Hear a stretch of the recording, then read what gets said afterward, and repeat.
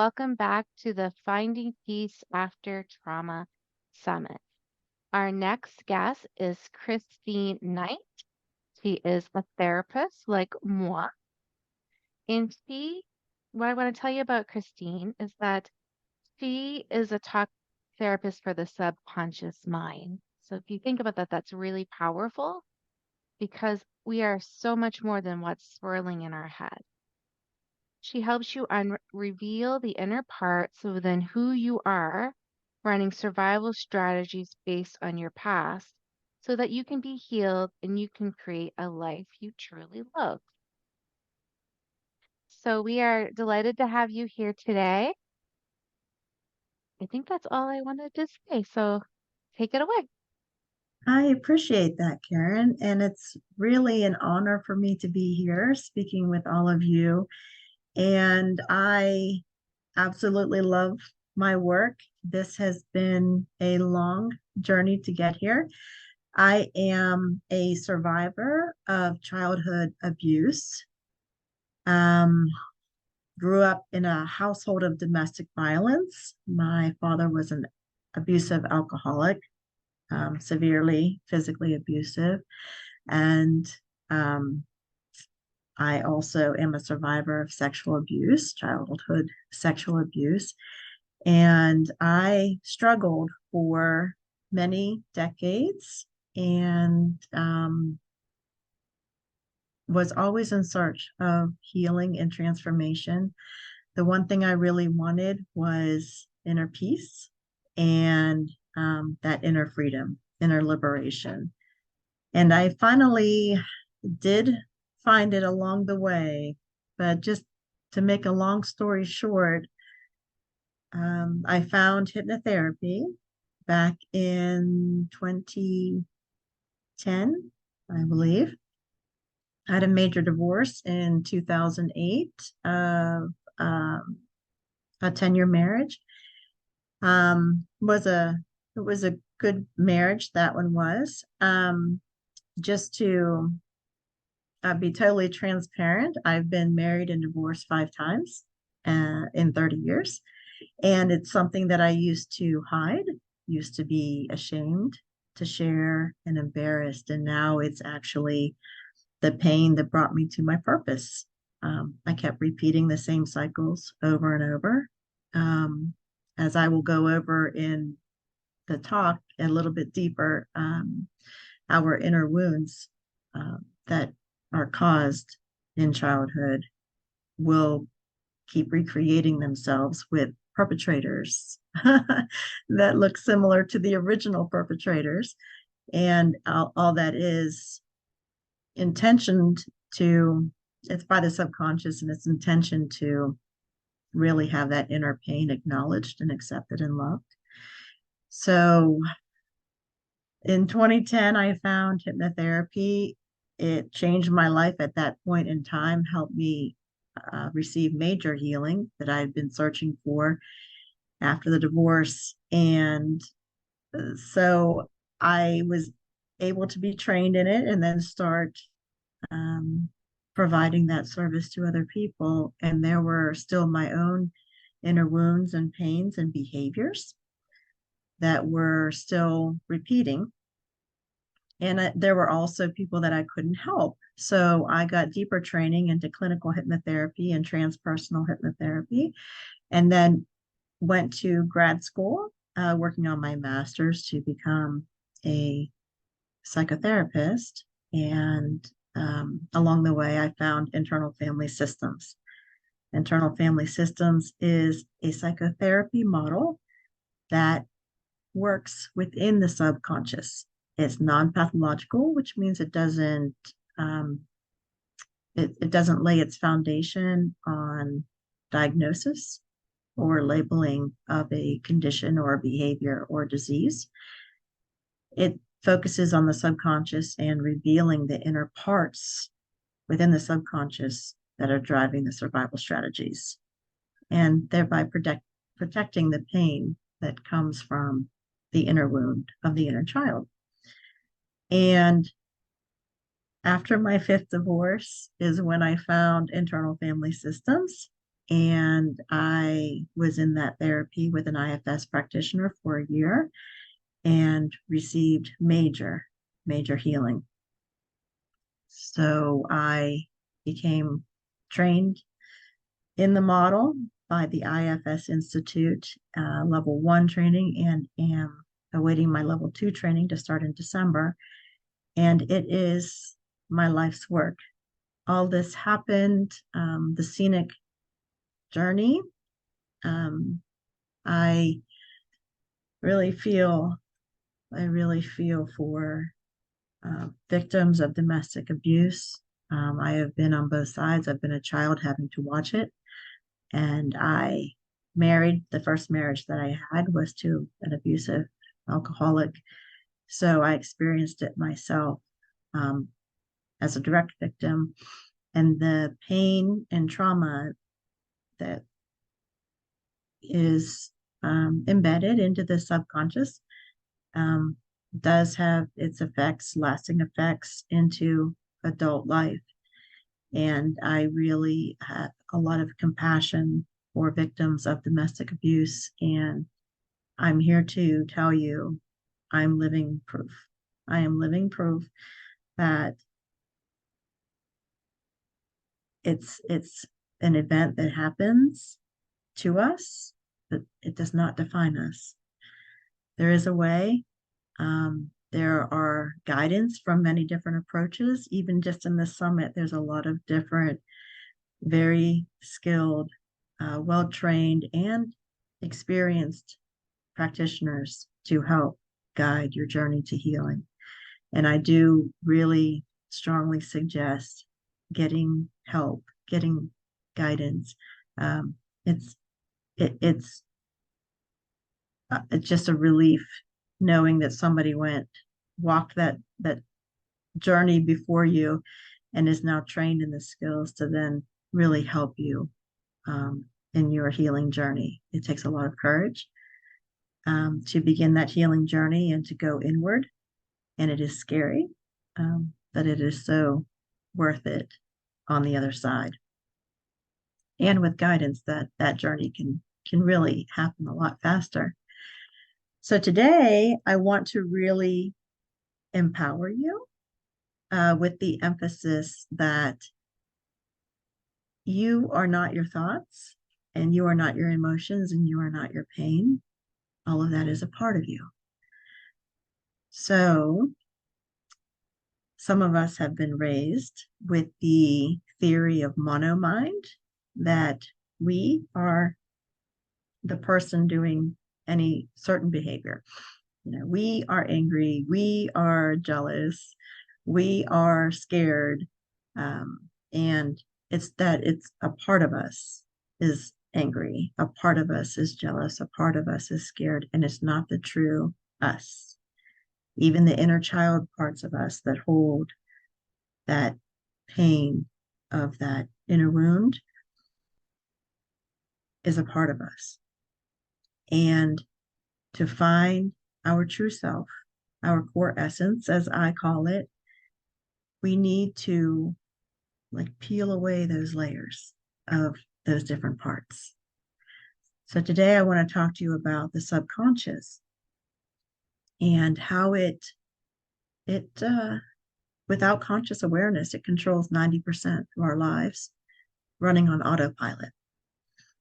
So knowing about the subconscious helps to give us relief that it is not us being a certain way. It is a survival strategy being played out by a part in our subconscious. And we want to link the subconscious mind with the conscious mind so that we can bring in conscious awareness of where a behavior or a thought or an emotion is coming from, so that then we can make a different choice in the moment. And that is empowering because it is our choice. What happened to us causes programming that does not have to continue. We do have the option of creating our reality. So to get started with that, I'm going to do a screen share and just show you it's a short slideshow, and I'd like to go through that information to give you kind of the framework of the structure to better understand this. And then I'm going to go over yogic breath technique that helps you slow down your system and calm your nervous system so that the conscious mind has ability to take precedence in the moment when the subconscious mind is going frazzled into survival strategies. That breathing technique will help lower, calm the nervous system to give that space. It's called a window of tolerance between a trigger, that's stimulating the survival strategy and then the choice of the action that we take from it. So it helps to expand that window of tolerance. So I'm going to share my screen and this is a little bit more than I expected. So let me try to find the window here. And I'm trying to get this slideshow. And here we'll start from the beginning. Okay. So self-empowerment through the exploration of the subconscious mind. Just real quick, one of my favorite things is to take complex, heavy, terminology and break it down into really easy to understand concepts.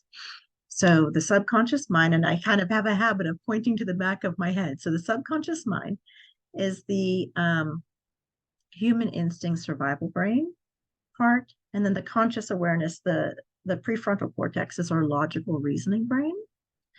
And the subconscious mind is online from birth through age 7 to 10.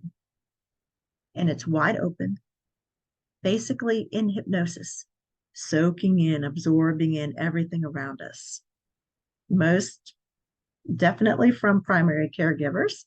But as we grow a little bit older, past 2 or 3 or 4, and we get into preschool, school, religious cultures, media, TV, even now, youngsters have cell phones, early tablets. All of that is just being soaked into the subconscious through basically a state of hypnosis. Around the age between 7 and 10 years old, the prefrontal cortex starts coming online and developing. That's our logical reasoning brain. And that helps us bring, analysis, but also logical reasoning as to behaviors or even actions or decisions, and then the consequences or the ripple effects from it. And it also helps with like learning math and language skills and things like that. But the first 7 to 10 years is heavy programming, like a computer, of what we think, believe, and feel about ourselves and the outside world. So inside this human survival brain, this human instinct brain in the subconscious mind, there's an internal system that have different parts that have original roles and original jobs. What happens is in turmoil, trauma, even emotionally charged events, we have those parts in our internal system, in our subconscious mind, that take on a belief or meaning about ourselves or the world. And it causes that part in that internal system to take on an extreme role or an extreme job or a survival strategy that they're going to put into place to make sure that whatever caused us pain or fear of being rejected won't happen again. So the subconscious mind, specifically parts within the internal system, take on survival strategies, think up survival strategies to put into place anytime anything in our world looks like that, what caused the original pain, and it runs the survival strategy trying to ensure that that pain never happens to us again. These parts in the internal system don't know about other parts and also don't know about our core essence, our true self, because the true self has gotten buried, covered up by these parts running these survival strategies. Basically, it's like a bus where our core essence should be driving the bus of our life, but a trigger happens and it looks like, oh, it looks like what happened when we were 2 years old. Hurry up. The part jumps into the driver's seat, takes over driving the bus, and is going to run that survival strategy or that behavior or that emotion to try to bypass the result of the same pain happening. This is called multiplicity of mind, which means that the mind is made up of different parts that jump in and take over rather than us being mono mind. So it's not core essence, true self deciding to run a certain strategy.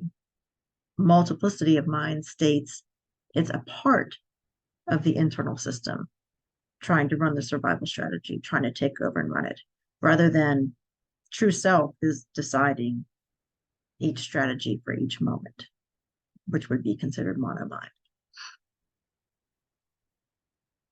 Now, understanding the different functions of the brain and the multiplicity of the mind can help us understand that we are not our thoughts. We are not our behaviors, and thoughts and behaviors can be healed and transformed.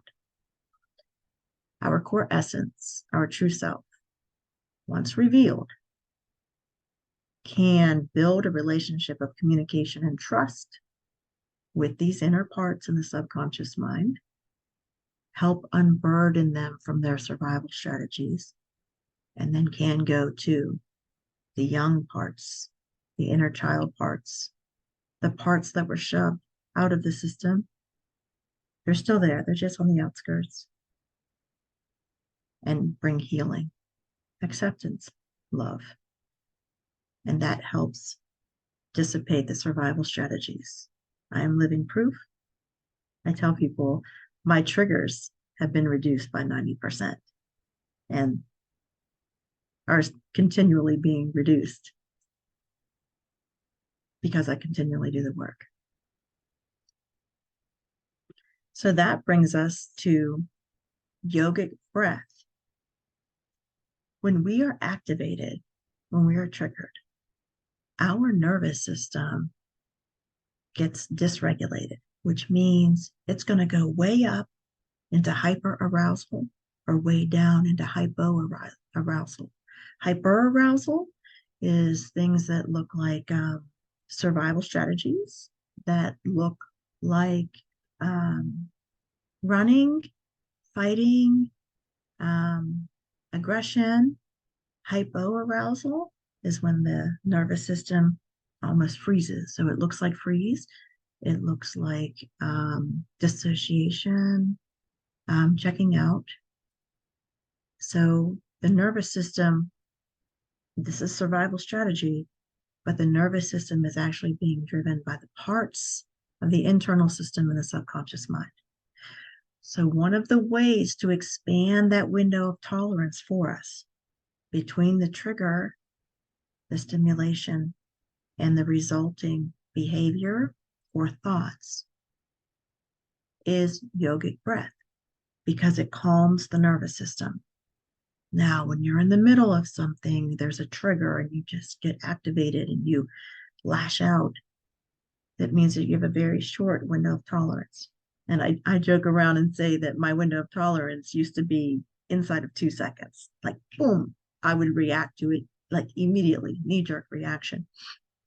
And it's a lot wider now. It's 30, 45 minutes before I have to actually get up and leave. And that's also improving with continual doing the work. So the yogic breath calms the nervous system, which helps expand that window of tolerance there between the trigger and the immediate reaction of the survival strategy.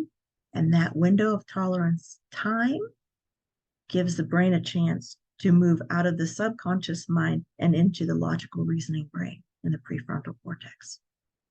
So if you're in a situation where it's highly volatile or you're likely to have a quick reaction, the thing to remember the most, the key about the yogic breath, is that a longer exhale and a shorter inhale will tell the nervous system that you're actually in a safe environment and that it's okay to stay calm.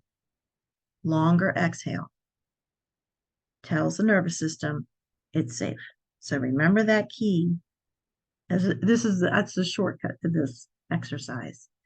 So for yogic breath, I have the steps here. There's 4 different things to focus on, but basically it's a flowing of the breath. I'm going to try to put my screen down just a little bit so you can see. You're not going to see my belly though. So the first thing to remember is when you take an inhale in, you want the longer exhale. And when you take the inhale in, you want to expand your belly. Like we're used to breathing like, we breathe in like, and we feel it in our chest and our collarbone. So you want to take the inhale in and expand your belly. And all the breath is through the nose. Inhale and exhale through the nose. So you want to breathe in, expand that belly, and then exhale longer than the inhale. And when you exhale, you want to bring your navel in towards your spine. So pull your belly button in towards your spine with those muscles in your tummy. Okay. So inhale in, pushing the belly out. Feel the breath come in up the torso and into the collarbone. And then as you exhale, longer breath, exhale, feel your breath go down your back, exhaling down to the base of the spine. Inhale back in, pushing the belly out. Feel it go up to your collarbone. Exhale the breath down the back of the spine, pulling your belly button in, down to the base of the tailbone. Now, and then the last thing that we add in, this is really effective. We breathe in, pushing that belly out. Bring your breath up your torso, up your sternum, into your collarbone, and pause. For as long as you can, but just a half a second is good. Pause. And then when you exhale your breath out down your spine, feel it go to the base of your spine, pulling your belly button in. Longer exhale. And at the base of your spine, pause. Doing these 4 steps together, even though it's one flow of inhale, one flow of exhale, all through the nose, focusing on all of those different aspects of the breath. What's great about it is it's nearly impossible to think about anything else. So the thoughts or the emotions coming up will be put on kind of suspension because you'll be like, okay, deep breath in, pushing the belly out, feeling the breath come up the sternum, up to the collarbone, pause, exhale the breath back down the spine, pulling the belly button in towards the spine, breath goes all the way down to the base of the spine, tailbone, pause. It's literally impossible to think about anything else. I noticed when doing this, as I was doing my internal family systems therapy, my own work, the more relief that I brought to my internal system through unburdening the extreme roles of my protector parts and through healing those inner wounds in the inner child parts, I was able to achieve greater states of calmness and inner peace as I went through that therapy. So now, if I do 10 breaths in a row of this yogic breath, I go into what is like very similar to a psychedelic trip. I see colors and kaleidoscopes and things are flowing and peace is flowing. So it is very powerful. But even if you can just do one or two or three, just practicing, having that focus on the 4 steps, very beneficial to bringing calmness to the nervous system, which gives you more time to get into that conscious awareness of the parts in your subconscious mind, rather than those parts just taking over and running those survival strategies. So, in summary, you are not your thoughts. Deep inner wounds cause that emotional surge inside of your internal system that triggers the protective parts to run the survival strategies in your subconscious. This is programming. This can be healed and transformed. Turning inward and acknowledging those inner parts is the first step towards healing our survival strategies within those parts. When the parts realize that you are focusing on them and paying attention to them and listening to them, it's very common that they're surprised. They're like, wait, you can hear me now? What? They're very surprised and usually delighted. And using the breathing techniques such as yogic breath can bring our brain out of the subconscious mind and into the conscious awareness to give us the chance to make a different choice. And in summary, I would like to send you a workbook for free that goes over the parts of the internal system more in depth and ties in how the programming from our younger years is within the subconscious that's provoking those survival strategies. And you can get that for free by emailing me at selfledliving@gmail.com. Thank you so much, Christine. We will put that in the chat. I think we already did, but I will go back and look for it during the next presentation. Christine, we didn't want to interrupt you because you were on such a good flow, but we could not see your slides. Do not worry. Do not Oh, worry. I've done this before too in a presentation. What I hope you can do is either share them in the chat or email them to our team. Jen is really good about fixing videos, and when the replay plays, the slides will actually show. I don't know how she does it, but oh, wow. I don't What a want you to gift. worry. Yeah, I don't want you Yeah, to worry. yeah. Um, I will send those over to you so that you can send them out to anybody. If I knew how to attach them in the chat, I could do that right now.